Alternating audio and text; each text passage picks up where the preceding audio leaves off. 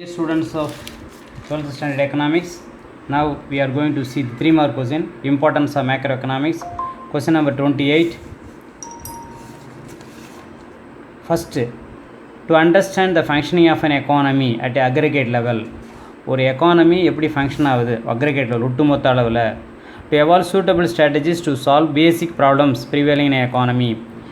Suitable strategies, தேவையான strategies பயன்படுத்தி எப்படி அந்த பேசிக் பிரச்சனைகளை, அடிப்படை பிரச்சனைகளை தீர்க்கலாம். இதில் அடிப்படை பிரச்சனைங்கிறது what to produce, whom to produce, what to produce அப்படிங்கிறது தான் பேசிக் பிரச்சனைகள், பேசிக் ப்ராப்ளம்ஸ். அந்த பிரச்சனைகளை எப்படி தீர்க்கிறதுக்கு மேக்ரோ எக்கனாமிக்ஸ் ஹெல்ப்ஃபுல்லாக இருக்குது. அதை அண்டர்ஸ்டாண்ட் பண்ணுறது ஹெல்ப்ஃபுல்லாக இருக்குது. Next, to understand the future problems, needs and challenges of an economy. Macro economics எதுக்கு நம்மளோட அண்டர்ஸ்டாண்டிங் பயன்படுது? ஃபியூச்சர் ப்ராப்ளம், எதிர்கால பிரச்சனைகள் என்ன, தேவைகள் என்ன, சேலஞ்சஸ் என்ன. சேலஞ்சஸ்ங்கிறது நம்முடைய சவால்கள் என்ன, ஒரு எக்கானமியில் என்னென்ன சவால்கள் இருக்குது அதை தீர்க்கறதுக்கு பயன்படுது. டு எவால்வ் ப்ரீகாஷன், முன்னெச்சரிக்கை நடவடிக்கை, ப்ரீகாஷன்னாக்கா முன்னெச்சரிக்கை மெஷர்ஸ் மேற்கொள்கிறதுக்கு மேக்ரோ எக்கனாமிக்ஸ் ஹெல்ப்ஃபுல்லாக இருக்குது. Macro economics provides ample opportunities to use scientific investigation to understand the reality. உண்மையான நிலவரம், ரியாலிட்டினா உண்மையான நிலவரம் தெரிஞ்சுக்கிறதுக்கு ஆம்பிள் ஆப்பர்ச்சுனிட்டிஸ். சயின்டிஃபிக் இன்வெஸ்டிகேஷன், அறிவியல் பூர்வமான இன்வெஸ்டிகேஷன், ஆராய்ச்சி மூலமாக நம்ம மேக்ரோ எக்கனாமிக்ஸ் தீர்க்கிறதுக்கு மேக்ரோ எக்கனாமிக்ஸ் மூலமாக இதை தீர்க்கலாம். அடுத்து மேக்ரோ எக்கனாமிக்ஸ் செல்ஃப். இந்த மேக்ரோ எக்கனாமிக்ஸ் பேரியல் பொருளாதாரம் எதுக்கு உதவியாக இருக்குன்னா, to make meaningful comparison and analysis of economic indicators. எக்கனாமிக் இண்டிகேட்டர்ஸுங்க ப்ரைஸ் லெவல், அப்புறம் எம்ப்ளாய்மெண்ட் ஆப்பர்ச்சுனிட்டிஸ், இன்கம், இதெல்லாம் எக்கனாமிக் இண்டிகேட்டர்ஸ் வச்சு தான் நம்மளுடைய இதை கம்பேர் பண்ணுறதுக்கு மேக்ரோ எக்கனாமிக்ஸ் ஹெல்ப்ஃபுல்லாக இருக்குது. Macro economics helps for better prediction about future. ப்ரிடிக்ஷனாக முன்கூட்டியே கணிக்கிறது ஃபியூச்சரை பற்றி. And to formulate suitable policies, சூட்டபிளான policies to avoid economic crisis, பொருளாதார சிக்கல்கள். எக்கனாமிக் கிரைசிஸ்னால் பொருளாதார சிக்கல்கள் தீர்க்கிறதுக்கு மேக்ரோ எக்கனாமிக்ஸ் ஹெல்ப்ஃபுல்லாக இருக்குது. Now come to the 29th question. Already I have explained it. Dear students, now we are going to see question number 29. In the first lesson, 3 marks. Describe the different types of economic systems. The different types of economic systems are capitalism, socialism, mixed economy. In capitalism, there is total freedom of private ownership of means of production. Capitalism பொறுத்த வரைக்கும் private ownershipக்கு full freedom is given to private owners. In socialism, all the resources are owned and controlled by the government. Socialism பொறுத்த வரைக்கும் all the resources, land, building, everything comes under the control of the government. In mixed economy like India பொறுத்த வரைக்கும் mixed economy, both private and public sector coexist and work together. Private sector இருக்கும், public sector இருக்கும், ரெண்டும் சேர்ந்து work ஆச்சுன்னா அது mixture economy. This is the 3 different types of economic systems. Word, you must have understood the word different types of economic system. 3 system: capitalism, socialism, mixed economy. Okay, thank you.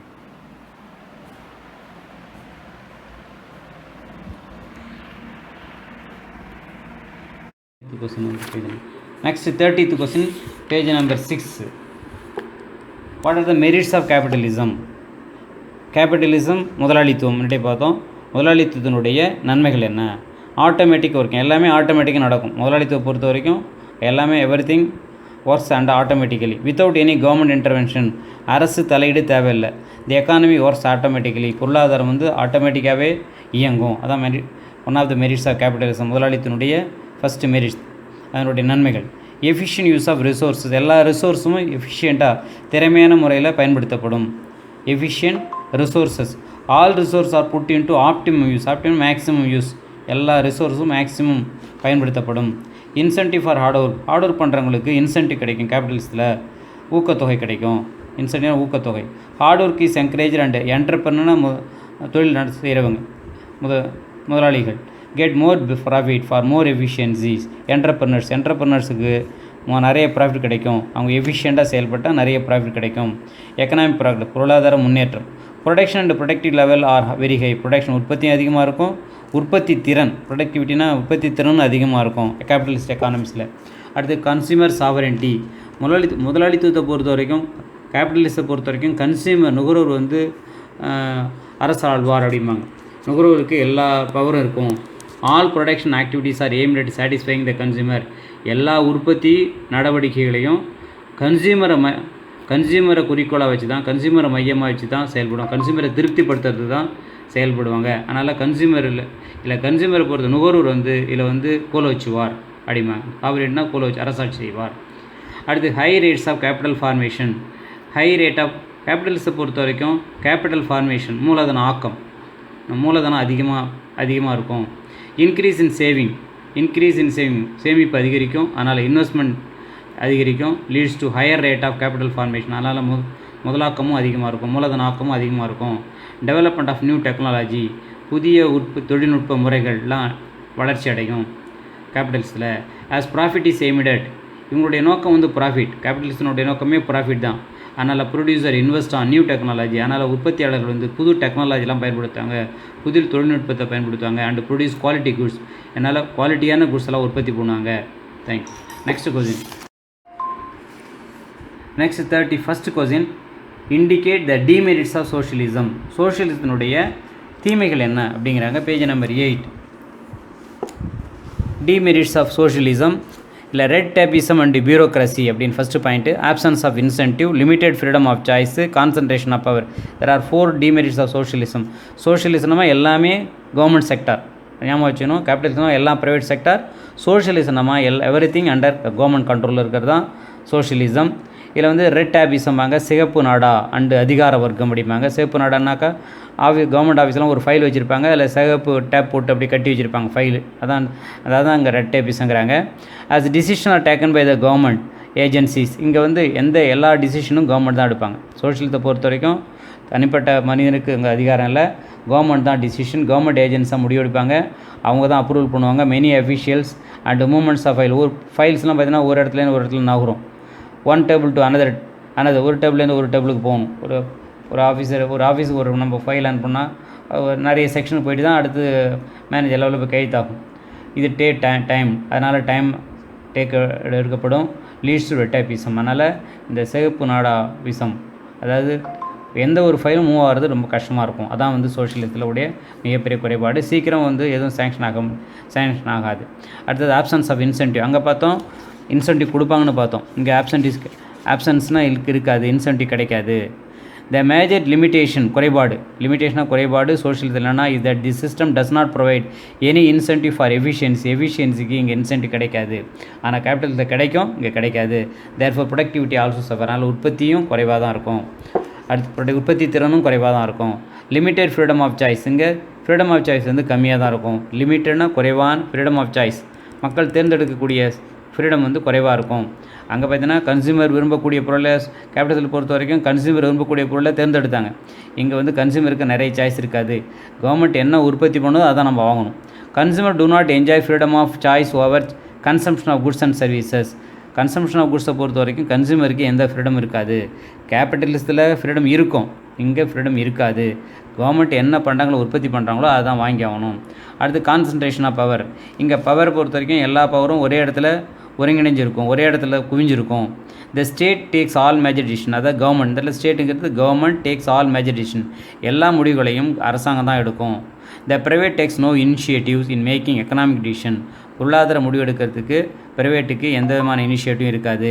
Hence the state is more powerful. அதனால் இங்கே வந்து ஸ்டேட்டுக்கு தான் powerful, கவர்மெண்ட்டுக்கு தான் அதிக powerful இருக்கும். And misuse power can also take place. அதனால் கவர்மெண்ட் வந்து பவரை மிஸ்யூஸ் பண்ணுறதுக்கும் வாய்ப்புகள் இருக்குது அப்படிங்கிறாங்க. அதில் 4 டிமெரிட்ஸ் ஆஃப் சோஷியலிசம் அப்படின்னு சொல்கிறாங்க. 31st question, there are 4 points. 2 next question number 32. Enumerate the features of mixture economy. Answer for page number 9.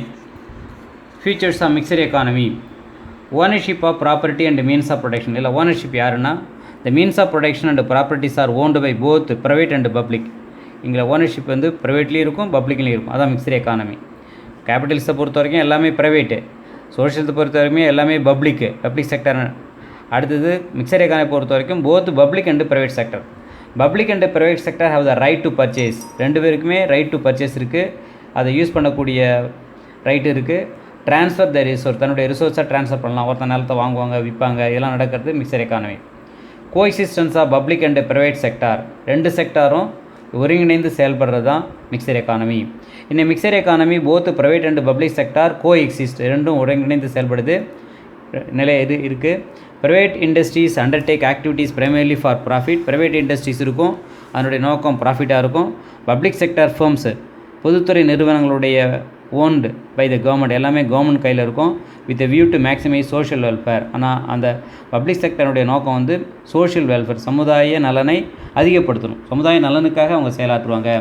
Economic planning, பொருளாதார திட்டமிடல். இந்த மிக்சர் எக்கானமி பொறுத்த வரைக்கும் சென்ட்ரல் பிளானிங் அத்தாரிட்டின்னு ஒன்று இருக்கும். நம்ம நாட்டில் பிளானிங் கமிஷன் இருக்குது. இங்கே இந்த central planning authority prepares the economic plans. அவங்க தான் எக்கனாமிக் பொருளாதார திட்டங்களை வகுக்கிறாங்க, ப்ரிப்பேர் பண்ணுவாங்க. நேஷ்னல் பிளான்ஸ், தேசிய திட்டங்கள் are drawn up by the government, அவங்க தான் திட்டங்களை வகுப்பாங்க. And both private and public sector abide, அந்த பப்ளிக் செக்டாரும் ப்ரைவேட் செக்டாரும் அதை பேஸ் பண்ணி தான் அதுக்கு அவங்க ஒத்துழைப்பு கொடுக்கணும், அதை பேஸ் பண்ணி தான் அவங்க நடக்கும். In general all sectors of the economy function according to the objectives, priorities and targets lay down in the plan. அதனால் இன் ஜென்ரல் பொதுவாக எல்லா sector of the economy, all செக்டாருங்க உள்ள, அது அக்ரிகல்ச்சர் செக்டார், இண்டஸ்ட்ரியல் செக்டார், இந்த எல்லா செக்டாரும், foreign sector, எல்லா செக்டாரும் economy function according to the objectives of the plan, priorities of the plan and targets lay down இந்த பிளான் இப்படி தான் அவங்க நடந்தாகணும். சொல்யூஷன் டு எக்கனாமிக் ப்ராப்ளம், பொருளாதார பிரச்சனைகளுக்கு சொல்யூஷன் காணப்படும் எங்கள் மிக்சர் எக்கானமியில். The basic problems are what to produce, ஏற்கனவே பார்த்தோம் நம்ம. அடிப்படை பிரச்சனைகள் பார்த்தா, ஒன்று வாட் டு ப்ரொடியூஸ், என்ன உற்பத்தி பண்ணணும், ஹவு டு ப்ரொடியூஸ், எப்படி உற்பத்தி பண்ணணும், ஃபார் ஹூம் டு ப்ரொடியூஸ், யாருக்காக உற்பத்தி பண்ணணும், அண்ட் ஹவு டு டிஸ்ட்ரிபியூட், எப்படி அதை டிஸ்ட்ரிபியூட் பண்ணணும் எல்லாருக்கும். Are solved through the price mechanism, எல்லாமே ப்ரைஸ் மெக்கானிசம் தாலையும் ஆஸ் வெல் அஸ் ஸ்டேட் இன்டர்வென்ஷனாலையும், அரசாங்க தலையீடுனால தான் தீர்மானிக்கப்படுகிறது. இங்கே ரெண்டும் நடக்கும். கேபிட்டலிஸ்ட்டில் வந்து ப்ரைஸ் மெக்கானிசம் தான் தீர்மானிக்கும், சோஷியலிஸ்ட்டில் வந்து கவர்மெண்ட் தீர்மானிக்கும். மிக்சர் எக்கானமியில் ரெண்டும் ப்ரைஸ் மெக்கானிசம் ஆஸ் வெல் அஸ்னால் இதுவும் சேர்ந்து ஸ்டேட் இன்டர்வென்ஷன் ரெண்டும் சேர்ந்து தான் இங்கே பொருளாதார பிரச்சனைகளுக்கு தீர்வு காணப்படும். ஃப்ரீடம் அண்டு கண்ட்ரோல், சுதந்திரம், கண்ட்ரோல். தோ private has freedom to own resources, இங்கே மிக்சர் எக்கானமியில் ப்ரைவேட்டுக்கு ஃப்ரீடம் இருந்த போதிலும் ப்ரொடியூஸ் குட்ஸ் அண்ட் சர்வீசஸ், அவங்க வந்து பணிகளை உற்பத்தி பண்ணாலும், டிஸ்ட்ரிபியூட் த சேம், அதை டிஸ்ட்ரிபியூட் பண்ணாலும், the overall control on the economic activities, overall control யார் கையில் இருக்குன்னா ரெஸ்ட் வித் த கவர்மெண்ட்.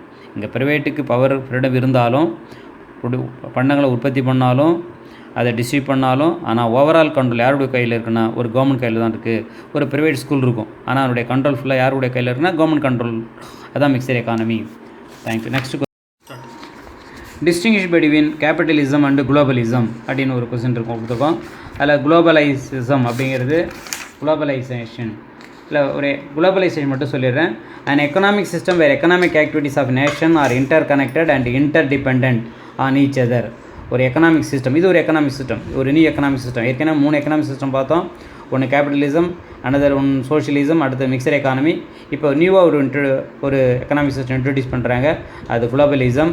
குளோபலிசங்கிறது ஒரு economic activity of nation, interconnected and interdepend on each other nation. மற்ற நாடுகளோடு தொடர்புடைய, ஒரு நாடும் ஒன்று டிபெண்ட் பண்ணக்கூடிய ஒரு எக்கனாமிக் சிஸ்டம் தான் இந்த குளோபலிசங்கிறது. Next question, the flow chart.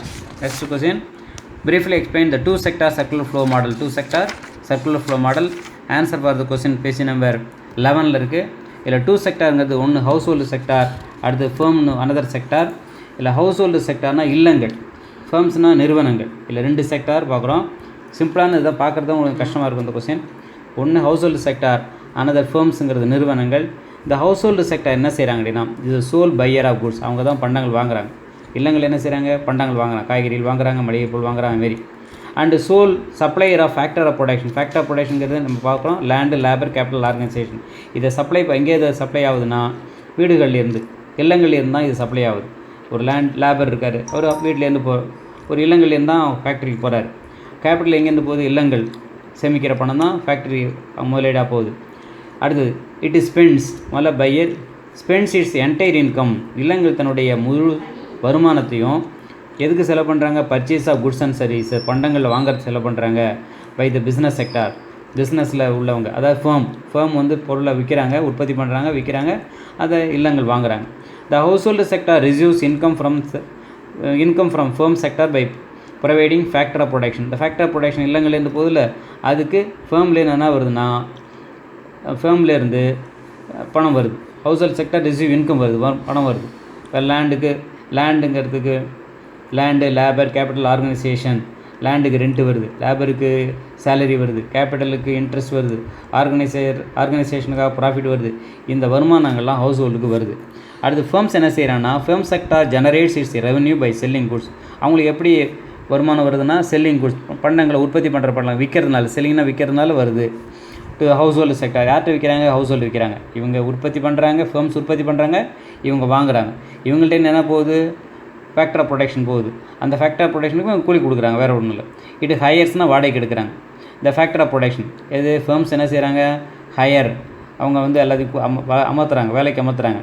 Land, labour, capital, organisation owned by the household. இந்த எல்லாம் எங்கேருந்து வருது? ஹவுஸ் ஹோல்டு வருது. The firm sector sell the entire output to household. Firm sector என்ன செய்கிறாங்க? விற்கிறாங்க.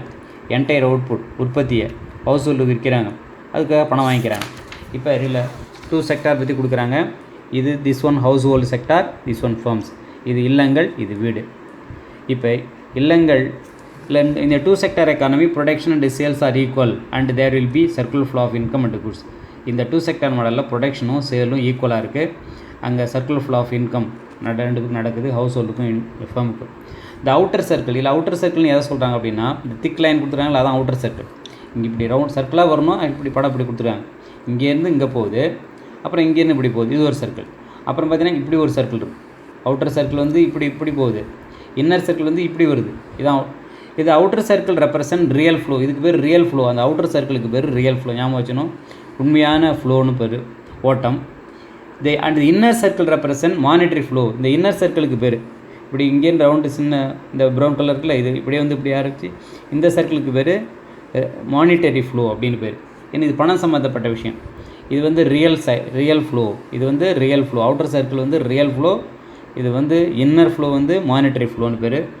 இந்த ரியல் ஃப்ளோவில் என்ன நடக்குது? இந்த ரியல் ஃப்ளோன்னா அந்த பிளாக் லைன், பிளாக் திக்காக கொடுத்தனால அந்த ஆரோ மார்க்கில் என்ன நடக்குதுன்னா factor service flow from house hold sector to business sector and goods and service from business sector to household sector. இங்கே என்ன போகுது? ஹவுஸ் ஹோல்டு இங்கே என்ன போகுது? Factors for production. ஃபேக்டர் என்ன அர்த்தம்? லேண்டு, லேபர் கையில் கொடுக்காம விட்ருக்காங்க.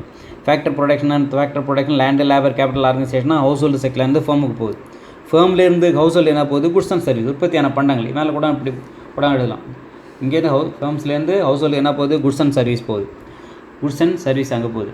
அடுத்தது and from business sector to house hold அப்புறம் இங்கே என்ன போகுது? ஹவுஸ் ஹோல்ட்லேருந்து இங்கே ஃபேர்முக்கு என்ன போகுது? Consumer expenditure. பண்டங்களை வாங்குறாங்கல்ல, அதுக்கு பணம் செலவு பண்ணுறாங்க. அப்போ கன்சியூமர் எக்ஸ்பெண்டிச்சர், கன்சியூமர் இங்கே ஹவுஸ் ஹோல்டு உள்ளவங்க தான் கன்சியூமர், அவங்க ஸ்பெண்ட் பண்ணுறாங்க. அந்த பணம் ஃபேக்ட்ரிக்கு போகுது. இவங்க என்ன தராங்க? ஹவுஸ் ஹோல்டுக்கு வேஜ் கூலி கொடுக்குறாங்க, ரெண்ட்டு கொடுக்குறாங்க, டிவிடெண்ட், அதை ஃபேக்ட்ரியோடைய வருமானத்தில் டிவிடெண்ட் ப்ராஃபிட்டை பங்கு பிரித்து கொடுக்குறாங்கல்ல, அதை டிவிடெண்ட்லாம் இவங்களுக்கு போகுது. அப்போ இது வந்து பணம் சம்மந்தப்பட்ட பணம் கன்சியூமர் ஸ்பெண்ட் பண்ணுறாங்க, பொருளை வாங்கிட்டு பணம் செலவு பண்ணுறாங்கன்னா அதில் பணம் சம்மந்தப்பட்டது. அதனால தான் மானிட்டரி ஃப்ளோங்கிறோம். மானிட்டரினா மணின்னு அர்த்தம். இது வந்து பார்த்தீங்கன்னாக்கா வேஜ், ரெண்ட்டு, டிவிடெண்ட்லாம் ஃபேர்ம்ஸ் வந்து ஹவுஸ் ஹோல்டுக்கு தராங்க. இது வந்து அவுட்டர் சர்க்கிள் ஒன்று இருக்குது, இன்னர் சர்க்கிள் இருக்குது. அந்த அவுட்டருக்கு பேர் ரியல் ஃப்ளோன்னு பேர், இன்னருக்கு பேர் மானிட்டரி ஃப்ளோன்னு பேர். அதாவது நல்லா ஞாபகம் வச்சு, சிம்பிளான விஷயந்தான் இது. ஹவுஸ் ஹோல்ட்லேருந்து ஃபேர்ம்ஸுக்கு என்ன போகுது? ஃபேக்டர் ஆஃப் ப்ரொடக்ஷன் போகுது. ஃபேர்ம்லேருந்து ஹவுஸுக்கு என்ன போகுது? குட்ஸ் அண்ட் சர்வீஸ் போகுது. அடுத்தது இன்னர் சர்க்கிளில் ஹவுஸ் ஹோல்ட்லேருந்து ஃபேர்முக்கு என்ன போகுது? கன்சியூமர் எக்ஸ்பெண்டிச்சர் போகுது. கன்சியூமர் வந்து பண்டங்களை வாங்கிக்கிட்டு பணம் கொடுக்குறாங்க. ஃபேர்ம்ஸ்லேருந்து இவங்களுக்கு என்ன வருது? வேஜ், ரெண்ட்டு, டிவிடெண்ட் வருது. இதை வந்து Y+C+Iன்னு சொல்கிறோம். இது மேத்தமெட்டிக்கலாக Y+C. ஒய்னா இன்கம்னு அர்த்தம். எக்கனாமிக்ஸில் ஒய் வர்ற இடத்துலாம் இன்கம்னு வச்சுக்கணும். இது consumption and investment. Consumption and investment ரெண்டு Y = C+I அப்படின்னு சொல்லுவாங்க இந்த 2 செக்டார் மாடலில். தேங்க்யூ.